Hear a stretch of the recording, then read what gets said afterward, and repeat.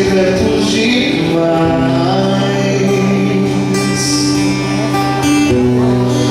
Eu todas as respostas. Eu nem queria entender os caminhos, só um pouco que eu sinto agora. E retornar à tua casa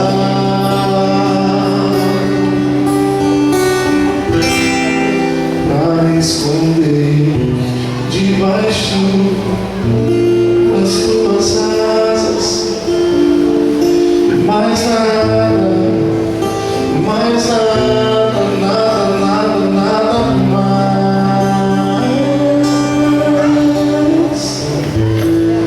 Mais nada.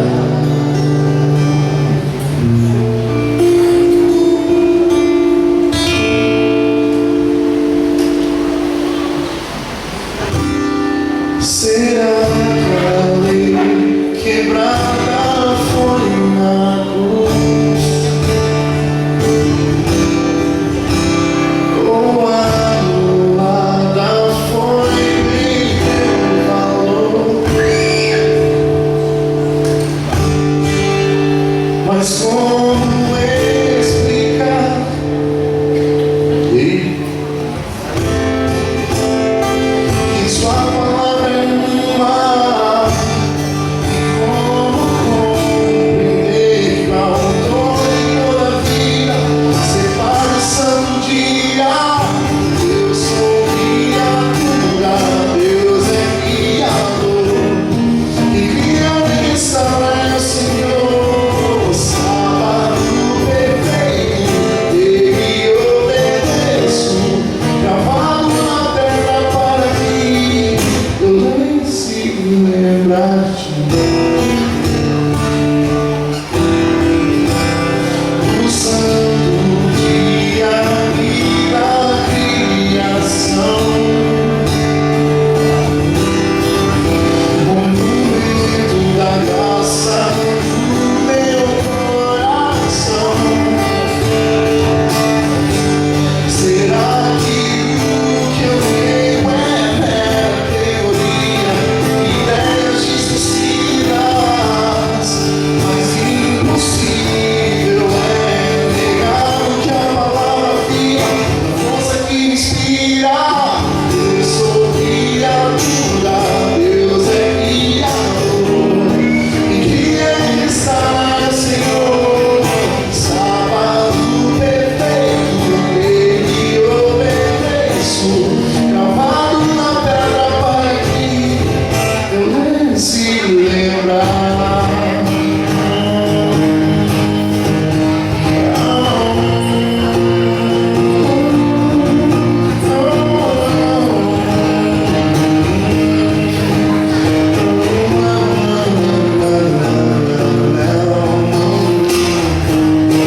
Me recuso a crer no que os outros dizem, no que o mundo exige. Mundo passado, onde a minoria sustenta essa doutrina. Perfeito, divino, a lei que é eterna, descanso na promessa. Eu sou criatura, Deus é criador. E cria e restaura, Senhor. Sábado perfeito, Ele obedeço. Gravado na pedra para que eu nem se lembra.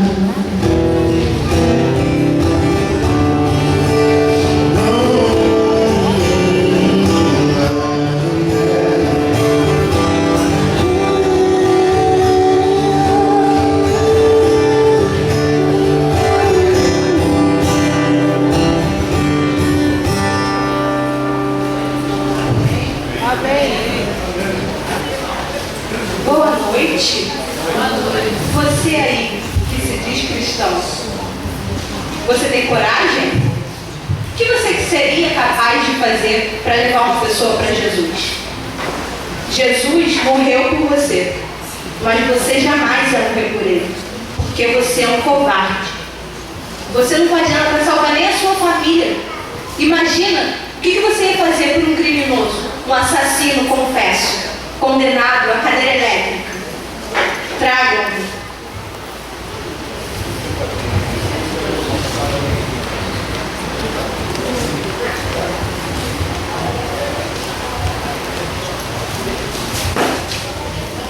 Você aí, você é cristão? Você tem 2 minutos para tentar salvar esse homem.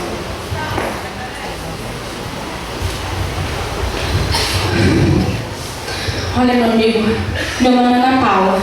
Eu não sei quem você é, mas Jesus sabe. Ele te conhece muito bem e ele sabe o que vai lá dentro do seu coração. Ele só quer pegar os seus pecados e jogar fora. Ele quer salvar a tua vida. Não adianta, não tem mais jeito. Eu já estou condenado à morte. Não adianta, não tem jeito. Jesus, ele deu a vida por você.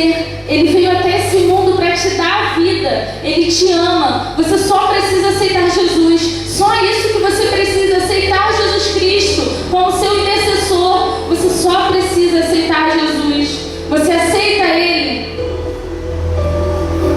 Sim, eu aceito. Eu aceito Jesus.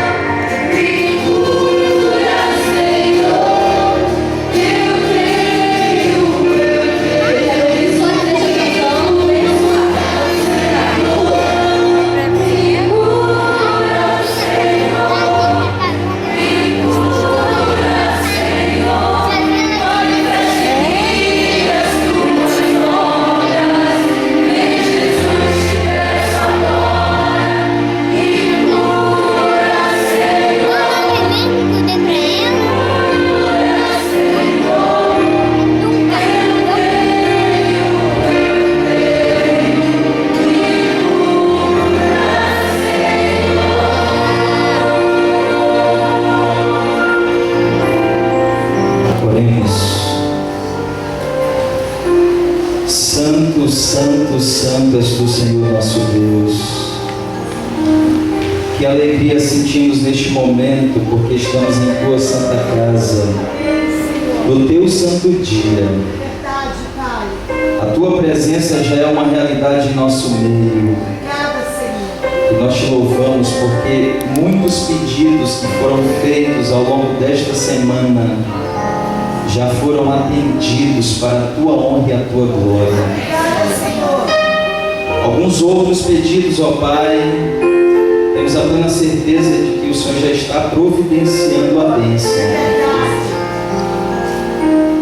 O Senhor conhece o coração de cada pessoa aqui presente, sabe as suas lutas, as suas dificuldades. E é por isso que de maneira especial queremos colocar neste momento em tuas mãos todos os pedidos que foram feitos esta noite. E que todos estes pedidos possam ser atendidos de acordo com a tua santa e perfeita vontade. Dá-nos a tua paz neste momento. Queremos abrir a tua palavra, fala ao nosso coração. São bênçãos que te pedimos e que já te agradecemos no nome de Jesus. Amém.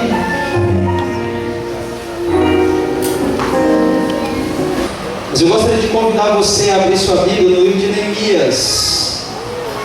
Eu gosto muito desse personagem chamado Neemias. Gosto tanto que decidi colocar o nome do meu terceiro filho de Neemias. Neemias significa o Senhor conforta. E é muito bom saber que em meio às lutas e às dificuldades da vida nós temos um Deus que nos conforta, amém? É bom saber que apesar dos problemas, Ele mesmo diz: no mundo tereis aflições, mas tem de bom ânimo, eu venci o mundo. Neemias, o Senhor conforta. Entre os filhos de Israel espalhados pelas terras pagãs, como resultado dos 70 anos do cativeiro, houve cristãos patriotas, pessoas que eram leais aos princípios de Deus, pessoas que eram zelosas pelo serviço de Deus. Dentre estas pessoas, nós vamos conhecer um pouco a história de Neemias. Neemias, um exilado hebreu, que teve a oportunidade ali no período do exílio de ser copeiro do rei persa. E não apenas copeiro, por sua lealdade a Deus e ao rei, ele se tornou um conselheiro particular. E a maior parte das decisões que o rei persa tomava, primeiro consultava Neemias. E por conta disso, Deus foi conduzindo a história deste universo, abençoando Neemias e abençoando a vida de todas as pessoas que Neemias entrou em contato. Eu quero destacar algumas lições do capítulo 6 com vocês nesta noite.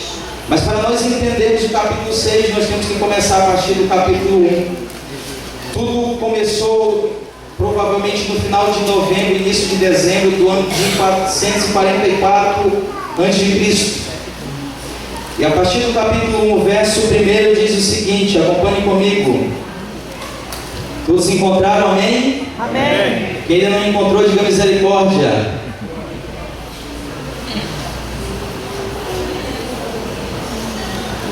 Neemias depois de Esdras, capítulo 1, verso 1 diz: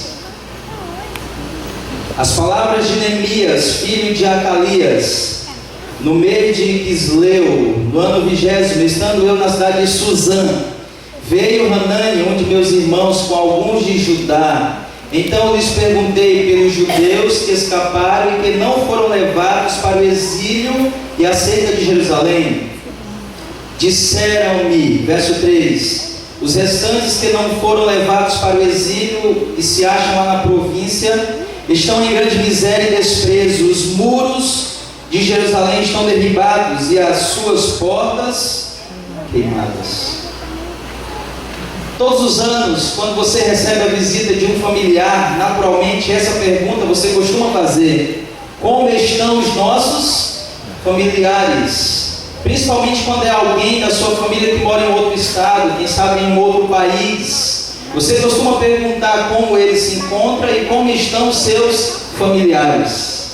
Neemias também teve essa oportunidade quando alguns de seus irmãos, tanto irmãos de igreja quanto irmãos de sangue, estavam voltando do exílio e ao saber que eles estavam voltando, a Bíblia diz que Neemias foi em direção a eles e fez esta pergunta. Na verdade, Neemias fez duas perguntas. A primeira pergunta: como está o povo e como estão os muros de Jerusalém? Naturalmente, quando você se dirige a um familiar distante que chega na sua casa, ao fazer essa pergunta, você espera ouvir uma boa resposta? Você deseja ouvir que o Antônio, que a Francisca estão bem, que o José, mesmo passando por problemas de saúde, foi curado? São esse tipo de resposta que você procura ou gostaria de ouvir quando você pergunta como andam os seus familiares. A Bíblia diz que a resposta de Hanani e os demais irmãos entristeceu bastante Neemias. A resposta se encontra aqui no verso 3, quando diz que o povo estava em grande o quê? Miséria e desprezo. Imagine alguém da sua família chegando e falando assim: olha, eles estão sofrendo muito. Eles estão passando grande miséria, estão passando fome. E não somente isso, eles estão sendo desprezados. Naturalmente o desprezo não vinha por parte dos inimigos, porque você não pode esperar uma outra coisa boa além de desprezo por parte dos inimigos. Quando Hanani decide abrir o jogo para Neemias, ele estava falando o seguinte: olha, Neemias, o povo está sofrendo. Naturalmente, Neemias sabia que tudo aquilo era por conta das escolhas erradas que o povo havia feito durante sua vida. Porque tudo nesta vida é uma questão de escolhas. As escolhas que fazemos baseadas em princípios nos aproximam de Deus e de sua palavra, e naturalmente vamos colher coisas boas, consequências boas. Mas quando nós decidimos abrir mão dos princípios de Deus e começamos a fazer escolhas baseadas em preferências, nós também vamos receber consequências, mas consequências negativas. Hanani diz: o povo está em grande miséria, estão passando fome, estão passando necessidade, mas também o povo está sendo desprezado. E o pior de tudo, eles estavam sendo desprezados pelos próprios familiares que haviam conseguido crescer durante o período do cativeiro. Familiares, amigos, que Deus abençoou para que eles fossem uma bênção para os demais irmãos que estavam sofrendo, decidiram virar as costas para os seus irmãos. É por isso que Hanani diz que eles estavam na miséria e em grande desprezo. E não apenas o povo estava sofrendo, mas os muros de Jerusalém tinham sido o quê? Derribados ou derrubados. Todos nós sabemos que no Antigo Testamento a maior evidência de que o povo por detrás de uma cidade eram fortes ou fracos tinha a ver com o muro. O muro era o cartão postal no tempo do Antigo Testamento. E a maior forma de falar que o povo era forte ou fraco era a forma como o muro era construído. Em outras palavras, Hanani trouxe péssimas notícias. O povo estava em grande miséria, o povo estava sendo desprezado, os muros de Jerusalém tinham sido derribados, as suas portas queimadas, o templo do Deus vivo tinha sido derrubado. Qual seria a tua atitude em ouvir notícias tão ruins? Às vezes, como cristãos, somos tentados a pensar que cada um tem que colher as consequências de suas escolhas. Naturalmente isso acontece, mas às vezes deixamos de abençoar a vida de um irmão que está passando por necessidade, mesmo sendo abençoado por Deus para isso, porque falamos, eles têm que pagar pelo que eles plantaram, precisam colher aquilo que plantaram. Qual seria a sua reação em saber que os seus familiares estavam em grande miséria? Qual seria a sua reação em saber que familiares seus estavam sendo desprezados? Que a tua igreja, aquela igreja que você cresceu indo para ela, foi destruída? O verso 4 diz qual foi a postura de Neemias. Leia comigo. Verso 4 diz: tendo eu o quê? Ouvido estas palavras, assentei e chorei. O sofrimento foi tão grande que Neemias não pôde continuar em pé, decidiu sentar, e em seguida ele fez o quê? Chorou. Chorou porque a miséria do povo era grande, chorou porque o povo estava sendo desprezado, chorou porque os muros foram derribados, as portas queimadas e o templo destruído. Mais do que nunca, amigos, Deus chama homens e mulheres que estejam dispostos a fazer aquilo que precisa ser feito. Deus agora estava colocando no coração de Neemias o desejo de diminuir ou de acabar a miséria do povo, o desprezo do povo, de poder reconstruir o muro de Jerusalém, de poder construir novamente o templo do Deus vivo aqui na terra. Mais do que nunca, Deus precisa de homens e mulheres que estejam dispostos a fazer o que precisa ser feito. A Bíblia diz que ele assentou-se e chorou. Por quem você tem chorado? Quais os motivos que têm feito com que você derramasse lágrimas? No dia 24 de junho deste ano, o Brasil e o mundo foi surpreendido com a notícia da morte de um cantor brasileiro. Alguém lembra o nome? Cristiano Araújo. Eu confesso a vocês, eu não curto esse estilo de música, mas eu nunca tinha ouvido falar de Cristiano Araújo. Não sei você, de repente era muito conhecido nessa região. Mas a impressão que eu tive é que Cristiano Araújo ficou mais conhecido depois da sua morte. Aqui também foi assim? Sim. Eu nunca tinha ouvido falar de Cristiano Araújo, suas músicas muito menos, e aí a mídia chegou assim com tudo, e todo mundo ficou impressionado. Milhares de pessoas do Brasil choraram pela morte de um cantor que não era tão conhecido assim. Mas como ele morreu, isso emocionou as pessoas. Por quem você tem chorado? O Brasil no dia 24 de junho chorou pela morte de uma pessoa que eles nem conheciam.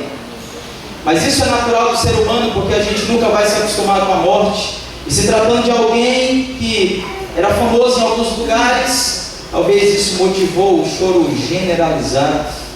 Afinal de contas, todos os dias milhares de pessoas morrem aqui no Brasil. Milhares de pessoas morrem no mundo porque se esqueceram de colocar o cinto de segurança. Outros acabam morrendo com o cinto de segurança mesmo. E apenas a sua família mais próxima chora. Por quem você tem chorado? Talvez eu esteja falando para uma mãe que tem chorado nos últimos anos por conta de seu filho que se afastou da igreja. Eu quero dizer para você que Deus está ouvindo a tua oração, amém? Talvez eu esteja falando para uma esposa que por 20 anos tem orado pela salvação do seu esposo e que até agora, aparentemente, ao seu ver, as coisas não estão mudando, mas eu quero falar para você que você não pode desistir. Quando for duro orar, ore duramente.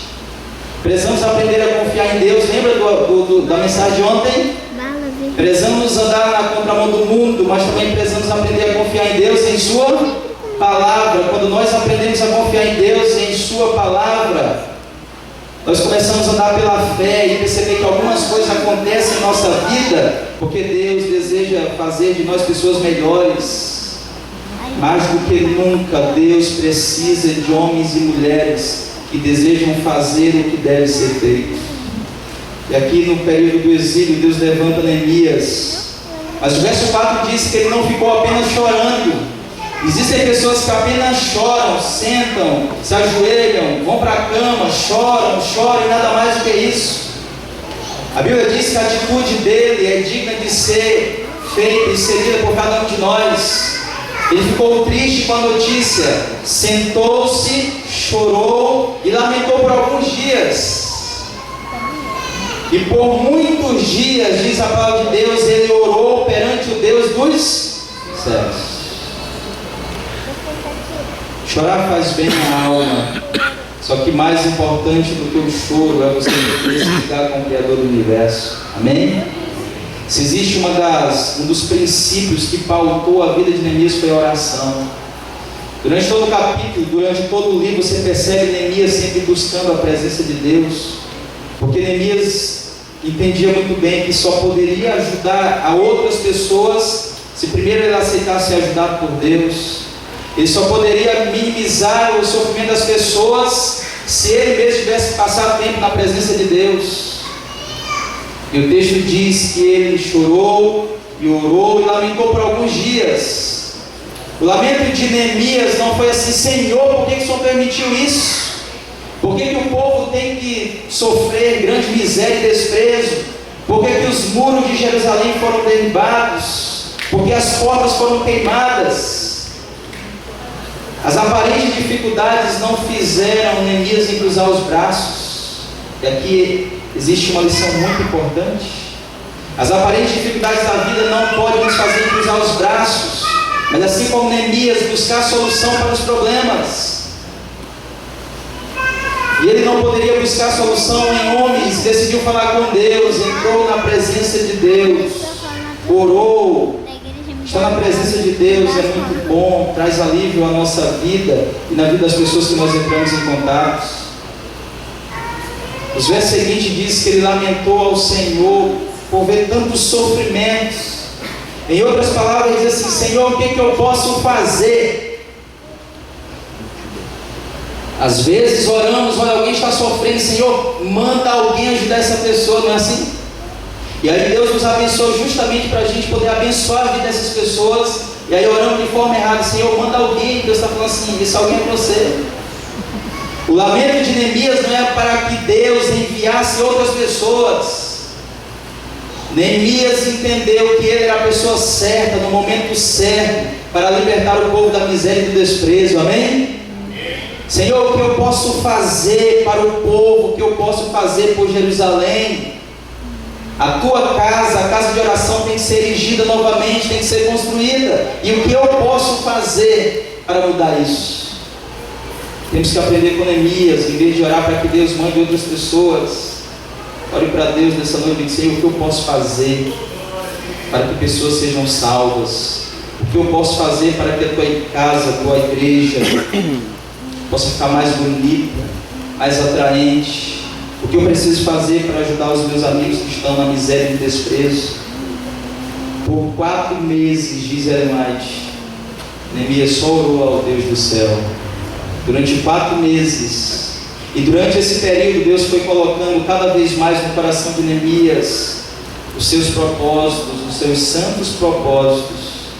E durante os 4 meses, Neemias entendeu que o rei persa seria a peça fundamental para ajudar a acabar com a miséria do povo, o desprezo, e para poder reconstruir o templo e os muros de Jerusalém.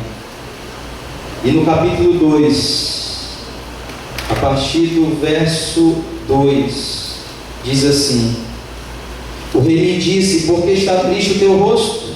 Se não estás doente, tem de ser tristeza do coração. Então temi sobremaneira. O fato de Neemias temer sobremaneira em nenhum momento fez com que ele diminuísse sua confiança em Deus. Mas havia uma regra muito básica para aqueles que serviam o rei no palácio: todos deveriam ir felizes. Ninguém poderia se aproximar do rei triste. O rei dizia que era o auge da felicidade um mortal se aproximar da sua presença. E por muitos anos Neemias serviu o rei sempre feliz, mas naquele dia em especial, depois de 4 meses de oração, o seu rosto mostrou-se abatido e triste, ao ponto de o rei perguntar: o que está acontecendo com você? É uma tristeza de coração, porque eu nunca vi você. O que eu posso fazer por você? Primeiro, Neemias, no verso 3, explica, que todo o seu povo estava sofrendo. O templo de adoração de Deus verdadeiro em Jerusalém foi destruído. E aí o verso seguinte, o verso 4, o rei pergunta: que me pedes agora? Qual seria a sua resposta para o rei? Ele já tinha orado 4 meses, por que não responder prontamente?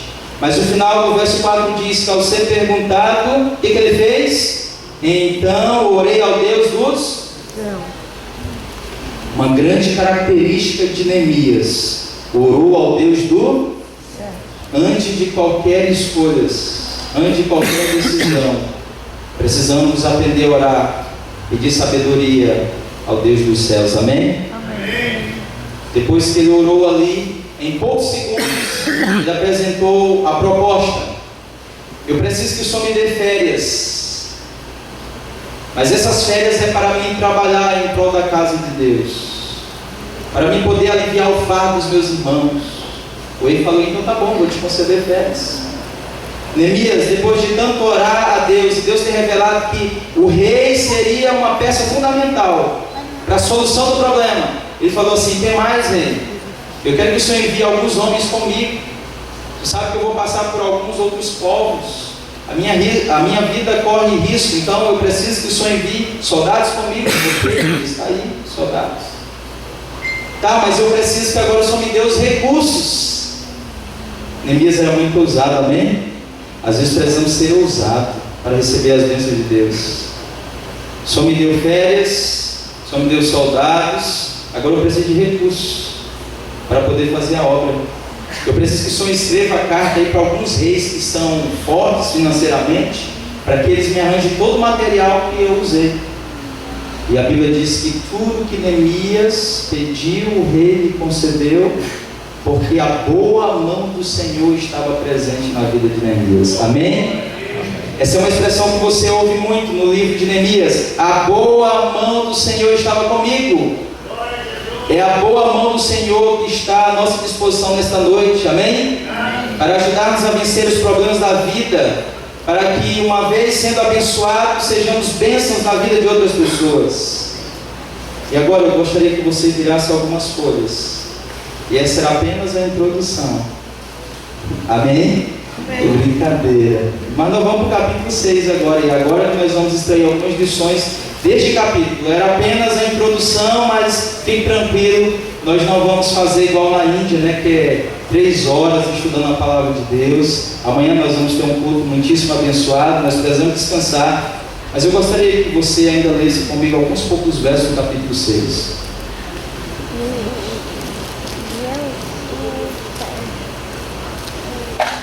O rei concedeu tudo aquilo que Neemias pediu.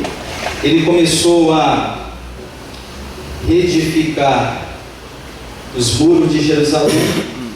É importante ressaltar que os muros tinham sido derrubados no ano 586 a.C. Lembra a data que eu falei do capítulo 1 de Neemias? 444 a.C. Em outras palavras, já haviam se passado mais de 140 anos que os muros tinham sido derrubados e ninguém fazia nada. Por 140 anos, milhares de pessoas tiveram a oportunidade, porque cresceram em alguns reinos, tiveram cargos de confiança, mas por 140 anos ninguém fez nada. E é por isso que eu volto à ideia inicial da mensagem desta noite.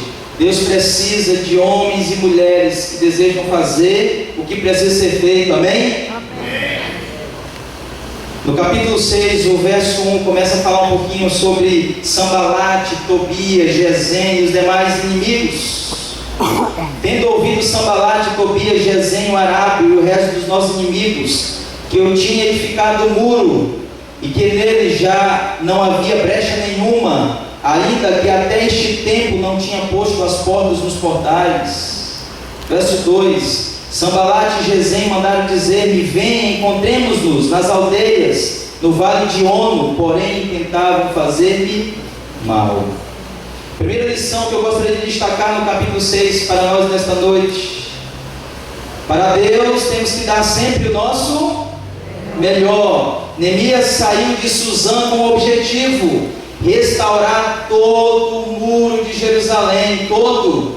E no capítulo 6, verso 1 diz que depois da conclusão do muro, ele olhou para o muro e não viu brecha nenhuma, amém? Para Deus o nosso melhor. Todas as coisas que vamos fazer para Deus tem que ser o melhor. Eu fiquei sabendo ontem à noite, né, como a igreja, vocês têm investido no retiro espiritual. Isso é muito bom, porque para Deus temos que dar o nosso melhor. Neemias não era diferente.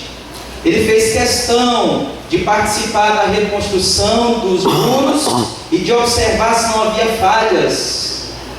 Para Deus, o nosso melhor. Segunda lição que eu quero destacar, o verso 2 e o verso 3, diz que por 4 vezes os inimigos dos judeus intentavam fazer-lhe mal, e todas as 4 vezes Neemias foi firme na sua resposta. A resposta de Neemias está no verso 3: enviei-lhes o quê? Mensageiros a dizer: estou fazendo grande obra. Não é uma pequena obra, diz Neemias. Estou fazendo grande obra, de modo que não poderei descer. Existe uma outra versão que eu gosto muito, que ela diz assim: estou fazendo grande obra, de modo que não posso parar. Neemias entendia que para Deus ele tinha que dar o seu melhor. Ele entendia que a maior evidência de dar o seu melhor era priorizando as coisas de Deus em sua vida. Segunda lição: as coisas de Deus precisam ter prioridades em nossa vida, amém? O próprio Jesus ele fala isso em Mateus 6,33: buscar em primeiro lugar o quê? O reino de Deus e a sua, e as outras coisas serão o quê? Acrescentadas. Para Deus, sempre o nosso melhor. Segunda lição: precisamos priorizar as coisas de Deus em nossa vida. Todos nós estamos envolvidos em uma grande obra, amém? De modo que não podemos parar. Todo o trabalho da igreja, todos os departamentos foram criados para salvar pessoas. Isso é grande ou pequena obra? Grande obra. E nada pode nos impedir de dar o nosso melhor a Deus. Nada nos pode impedir de priorizar as coisas de Deus em nossa vida.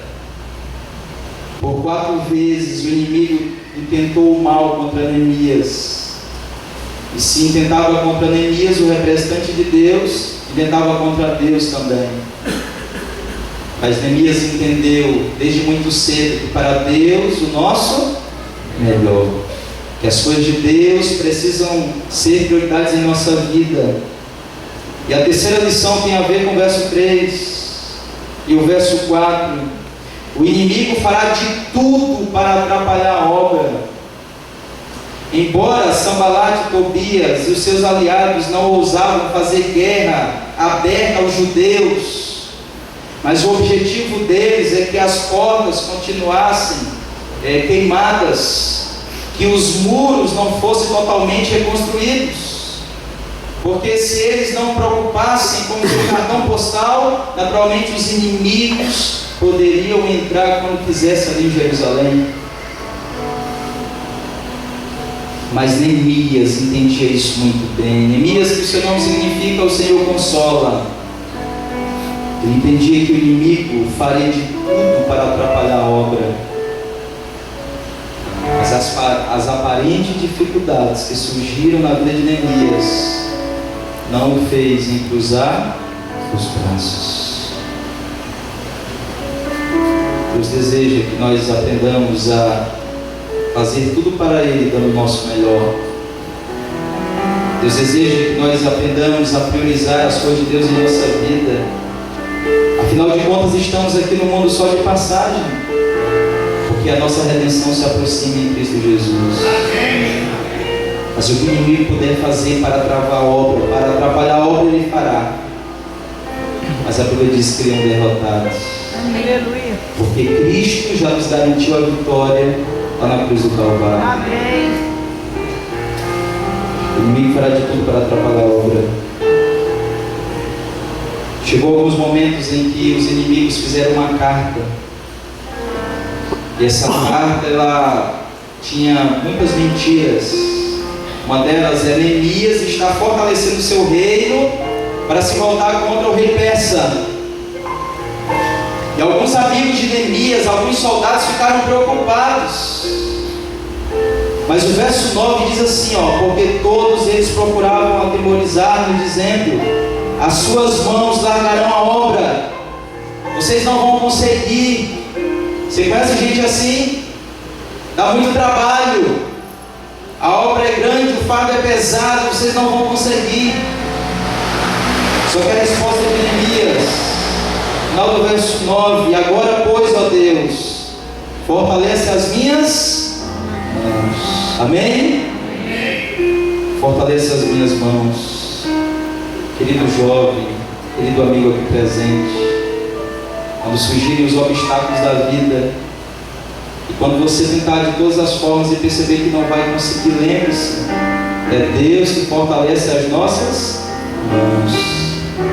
Foi Deus que fortaleceu as mãos de Neemias, foi Deus que fortaleceu as mãos de todos os soldados, todos os construtores, e é o mesmo Deus que nesta noite fortalece as nossas mãos e a nossa vida espiritual. Amém.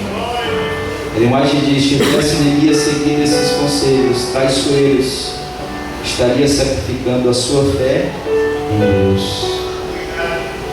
Diz a Bíblia: aquilo que homem nenhum conseguiu fazer em 140 anos, Neemias conseguiu fazer em 52 dias. Amém? Amém. Porque Neemias entendeu que para Deus o melhor, que ele precisava priorizar as coisas de Deus. Ele tinha consciência que o inimigo faria de tudo para travar a obra, mas não tinha problema, porque é Deus que fortalece as nossas mãos, é Deus que fortalece a nossa vida.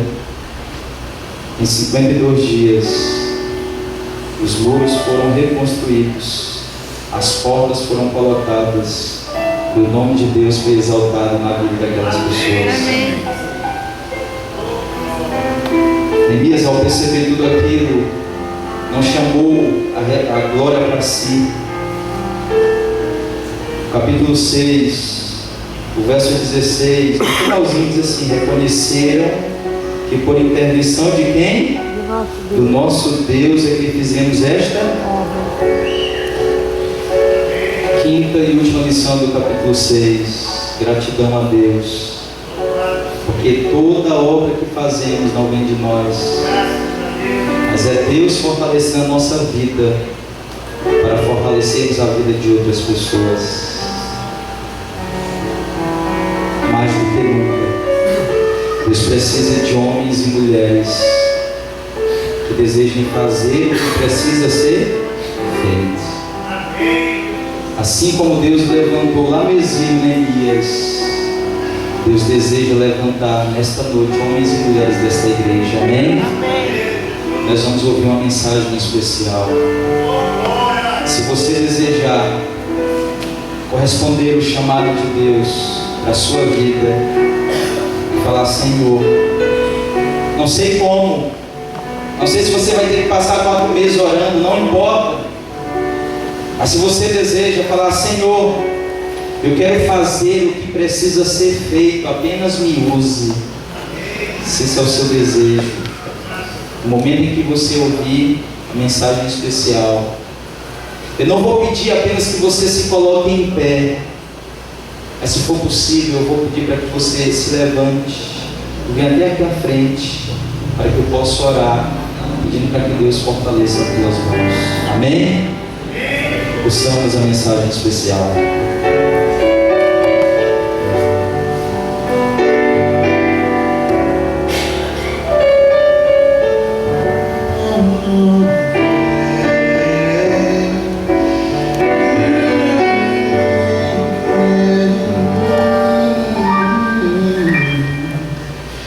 Eu quero ser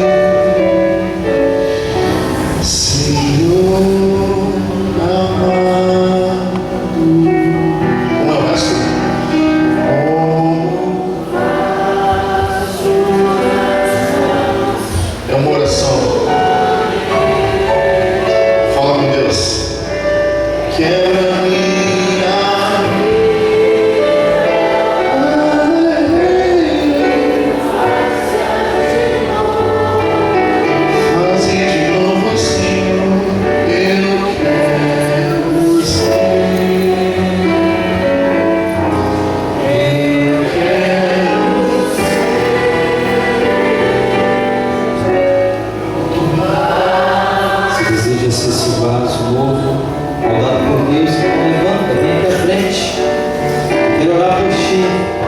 Quero pedir para que Deus fortaleça as tuas mãos, tua vida, que você abençoe outras pessoas.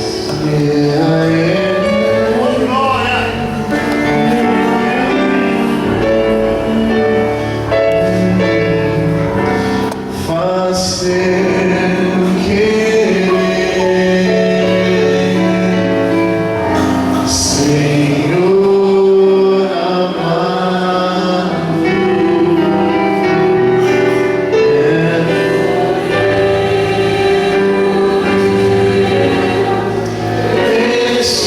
amado, quebra minha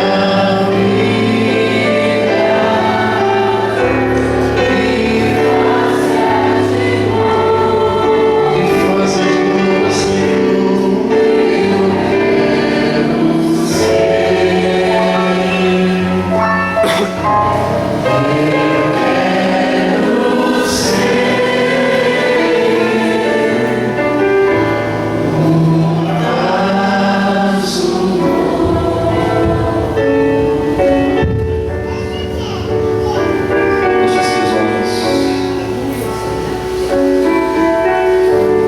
Querido Deus e eterno Pai, nos colocamos neste momento em pé diante de Ti, de todo o céu, porque reconhecemos que somos falhos, que somos defeituosos. Entendemos que por nós mesmos não conseguimos chegar a lugar algum. Mas, ó Pai, somos um vaso em Tuas mãos. Como vaso em Tuas mãos, pedimos para que os Teus propósitos se cumpram em nossas vidas. Em meio às dificuldades da vida, ó Pai, por favor, fortalece as nossas mãos. Uma vez fortalecendo as nossas mãos, fortalece toda a nossa vida. Muitos irmãos vieram aqui à frente, porque entenderam e desejam ser instrumentos Teus, usados para a salvação de outras pessoas. Alguns irmãos se colocaram em pé, porque também entendem o Teu chamado para a vida deles. Que aprendemos nesta noite que o Senhor deseja que homens e mulheres desta igreja façam o que precisa ser feito. Toma a nossa vida em Tuas mãos, ó Pai. Se alguma coisa existe em nossa vida que tem nos impedido de ouvir a Tua voz, por favor, Senhor, retira de nossa vida tudo aquilo que nos afasta de Ti. Que assim como Neemias, possamos olhar para o que precisa ser visto. Só existem dois personagens, ó Pai, na Bíblia que choraram por Jerusalém, diz a Bíblia. O primeiro foi Neemias e o segundo foi Jesus. Que assim como Neemias, possamos olhar para a cidade do Rio de Janeiro e olhar para cada morador desta cidade como um forte candidato ao céu. E se preciso for, que venham chorar, ó Pai. Mas não apenas chorar e se lamentar, mas confiar em Ti, na Tua palavra. Mais uma vez fortalece as nossas mãos. Nos conduz agora de volta aos nossos lares. Nos traga amanhã de manhã para recebermos mais bênçãos da Tua palavra. São bênçãos que Te pedimos e de já Te agradecemos em nome de Jesus. Dê um abraço na pessoa que está do seu lado. Diga assim, junto.